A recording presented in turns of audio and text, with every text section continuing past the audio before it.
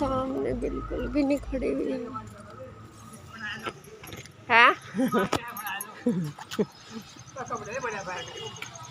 बस पापा ठीक है अपना,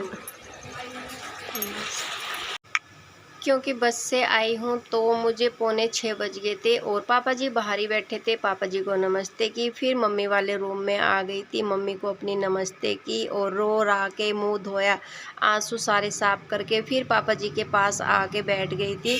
और फिर मैंने बनाई अपनी और पापा जी की चाय पीते रहे और ढेर सारी हम दोनों ने यहाँ गपशप की। इसके बाद मैं बनाऊँगी शाम के लिए खाना। और पापा जी यूँ बोल रहे थे मेरे से कि बेटे अच्छा से सूट नहीं पहन का, ये बेकार सा पहन के। मैंने कहा ठीक है पापा जी, जैसा भी है ठीक है।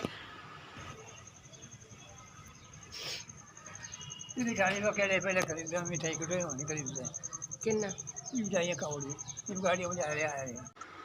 13 और 14 में मैंने ब्लॉग नहीं बनाया था और आज है 15 तारीख। मैंने 15 तारीख की भी नहीं आप लोगों को विशेष दी और ना हरियाली तीज की दी, क्योंकि मेरी मम्मी जाने के बाद ये पहला फेस्टिवल था हरियाली तीज का, जिसकी बिल्कुल भी खुशी नहीं थी।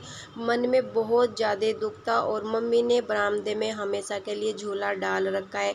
मम्मी होती हैं तो मतलब लेडीज़ वगैरह काफ़ी झूला वगैरह झूलती है। और फिर मैं मायके में आ गई थी क्योंकि आना पड़ता है लड़कियों को, तो बस ज़्यादा कुछ भी ब्लॉग नहीं बनाया। दिन में पूजा कर ली थी थोड़ी सी, ज़्यादा नहीं। 15 के बाद आज 19 जुलाई है, दिन संडे। और इस कमरे में मेरी मम्मी की, भाई बहनों की, सबकी ढेर सारी यादें हैं। मम्मी तो नहीं है लेकिन इस कमरे में, इस घर में सब कुछ मम्मी की यादें हैं। हर चीज़ को मैं याद करके रो रही थी और बस अपने आप से एक वादा भी कर रही थी यहाँ से कि आज के बाद मैं नहीं रोऊंगी, अपनी मरी हुई माँ को मैं बिल्कुल दुखी नहीं करूँगी। अपने कमरे को निहार रही थी जिसमें मैं, पापा जी, भाई बहन सब सोते थे।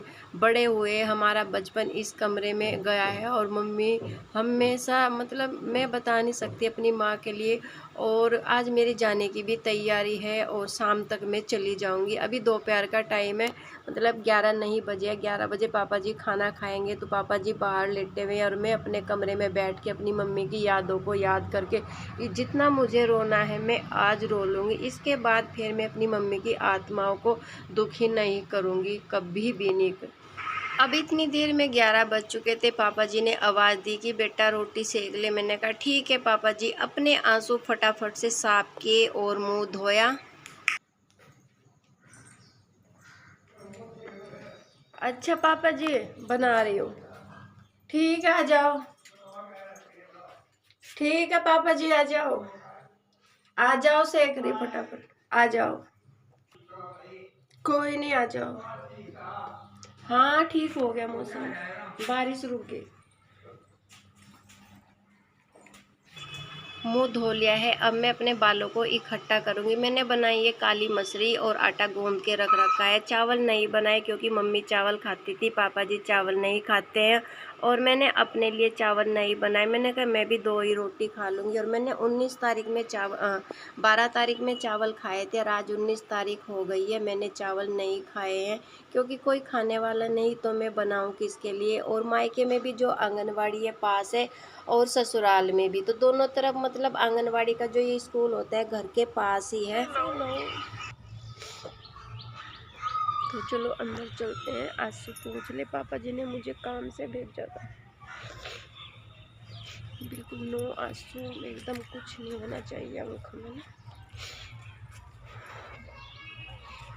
पापा जी दुकान बंद पड़ी है, बंद पड़ी है, कहीं गया हुआ हो, थोड़ी देर बाद चले जाओगे।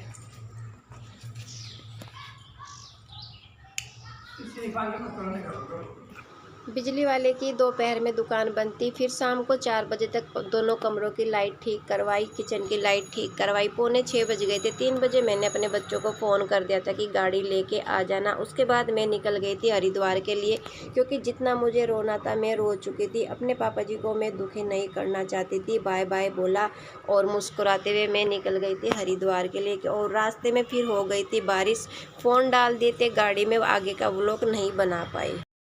बहुत तेज